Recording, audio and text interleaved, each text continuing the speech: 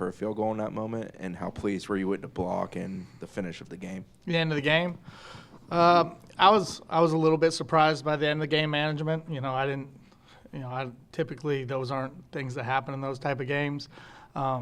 Really kind of actually got under my skin a little bit. I was glad that we were able to block it and bring it back for a touchdown. And sometimes when you do those types of things, you get what you get. And I was proud of our guys for finishing. We talk about finishing all the time in everything that we do. And for our guys, especially ones that aren't typically out there in those field goal block scenarios, to have the opportunity to execute, block it, then for Quinn to be able to go down, scoop and score, it was a fitting way for the game to end. That was Liam, right? Yeah, Liam got some push. Hester got some push. I mean, it was a low kick too, but right. They both did a good job of getting some push. And then Jabril was able to keep it alive, and Q was able to scoop and score. And, it was good for those guys in that opportunity, because they don't get a ton of opportunities like that to go take advantage of it.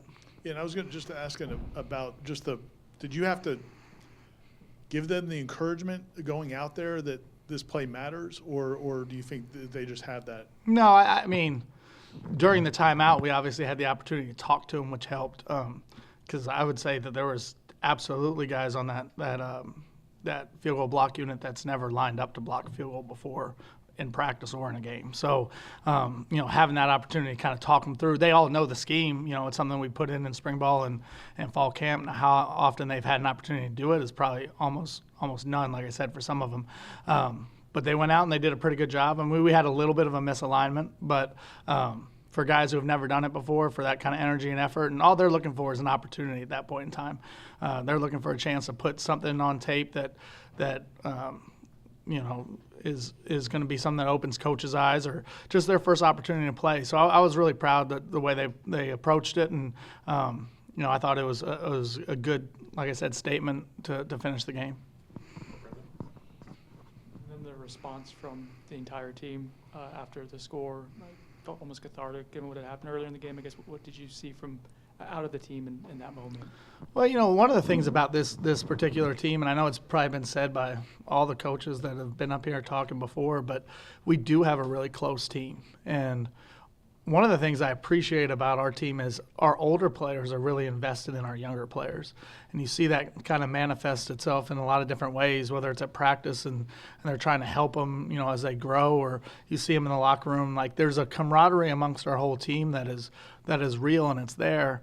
And, our older players were as excited as anybody when they saw some of our young guys have a chance to play, and then to go out and make a play like that. I thought is just a reflection of what kind of team this is, and the unity and the care that they show for each other. Obviously, you guys have talked about how close the team is all year, and Jordan Travis is a huge part of that. What was your immediate reaction? How long did it take you to, just block it out and get back to the game? Because obviously you're human, so it took a little time, right? Yeah, I speaking for myself, I had a hard time, I did not block it out.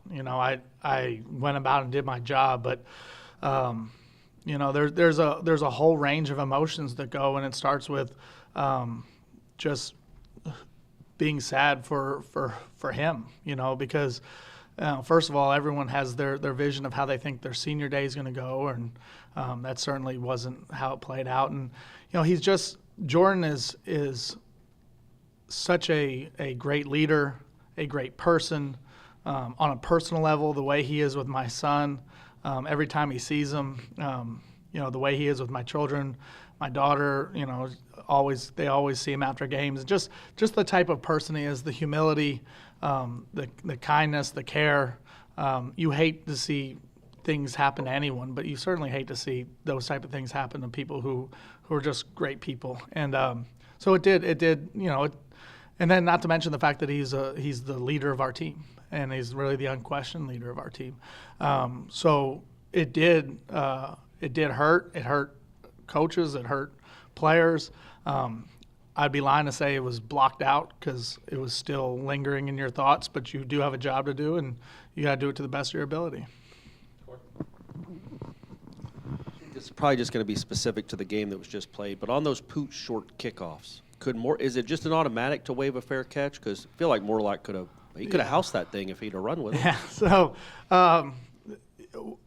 we do it a couple different ways. I mean, we have what those sky kicks, we call them. We have sky returns that are built in. If a team has a high tendency to do it a lot going into a game, we usually have a specific return design for that. We knew that there was a chance that they weren't going to kick it deep to us. That really hadn't been their MO going into it. So with so much unknown of what they were actually going to do when they did it, we just made the decision going into the game that this week we would fair catch if that was the case. There's been other games this season where we had a specific plan going into it that if they do sky kick it deep, this is what we're going to do and how we're going to return it. So it's really just how much information we have going into the game that determines what we do with those kicks in that situation. With the defensive ends, you got to play a lot of guys, especially middle of the third quarter on. Who stood out to you, man? Who was the best of the bunch that doesn't get to play a lot on your defense, that made the most of their opportunity, I guess? That's you typically in a game like that that kind of got under control for us in the second half. We're able to play a ton of people a lot. Just because of the fact that we had some 3-and-outs and some those guys probably didn't play as much as they would in other circumstances. I think Jane Jones played 6 plays. I thought he was very solid in the 6 plays. I thought he played hard with good energy. Hester played 4, 5, 6 plays. Lamont Green played 4, 5, 6 plays. So not enough to really tell, but I know they're all hungry for their opportunities to get out there, and I'm happy anytime we can provide those opportunities because those guys work really hard and they all have really bright futures here. I'm sure you went into that game hopefully you'd get Tyler an opportunity in his last game at Doak as well. I guess I'm sure he didn't come here obviously hoping he didn't come here wanting to be the backup. But what have you seen him do this season? How much of an asset has he been to Ryan, and how nice was it to get him that moment? Well, I mean, the way Tyler has handled himself since he's gotten here has been tremendous. He knew coming into it. I'm always very clear and upfront with how things are, that it would be a competition, and Ryan understood that as well. And like any competition, there's going to be somebody that wins and somebody that doesn't.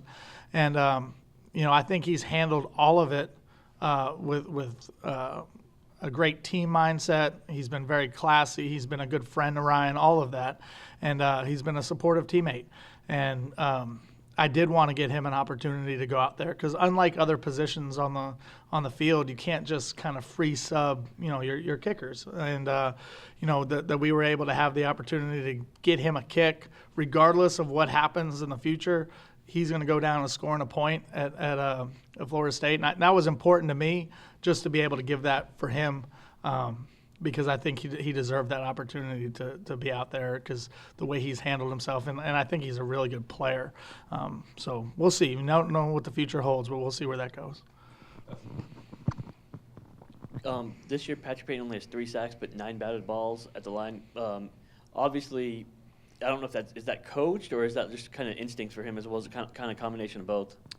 I think it's probably a combination of both, from the standpoint that, we do emphasize getting our hands up in throw lanes. We drill it. We practice it. It's always, it's a part of every day's practice. But also Pat, with his length, obviously, his height and his arm length, he has a great skill set for that, but he also has a great feel for the game. Pat, I've said it, a bunch of times, he has as good a feel for how to play the game as really anyone I've been around in terms of his instincts and how he has feels for blocks, for pass rush, for getting his hands up at the right time. And, I think the fact that he has, I think it's 9 pass breakups, is a reflection of that skill set and those instincts. Coach, can you just talk about what you saw on the fake punt and whether or not you guys expect to see it in that moment?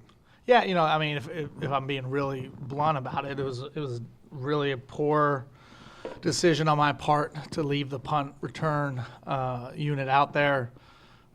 They're at their own 22-yard line. It was 3rd and 7, I think, going into the play. My mindset was get our punt pressure unit ready. When it went to 4th and 1, I should have put the brakes on it and said, no, let's just go punt safe. I didn't. Obviously in hindsight, I regret not doing it because that goes against kind of some of the things that I believe in. But I made a calculated risk that ended up being a poor risk at the time, and they were able to convert. And it's one of those situations that I'll grow from and learn from. I know better, and just they ended up taking a chance, and it paid off for them. A lot of times, after significant injuries or setbacks, teams can kind of rally together even more than before. Did you see any of that in the second half? And what did you see from the team when you guys came back Sunday? I think we got a team with a lot of resolve, who, in a lot of different ways and a lot of different situations, we always use the term response in our program, and we find a way to respond as a team. And, I didn't really have any questions or doubts in terms of how our guys would come out and respond. And then they do need the time to go through their process in terms of how they, their feelings, emotions, how they feel about all of it. And, I know this, that on Saturday and for the rest of this year, we're going to have we've always had a motivated team, but we're going to have a team that has a purpose to go out and represent. And, I really am not concerned with how we'll respond because I do know who these guys are and what they're all about, and they're a tough group. Okay. Thanks, guys. Thank y'all. Have a good Thanksgiving. You as well. Thanks.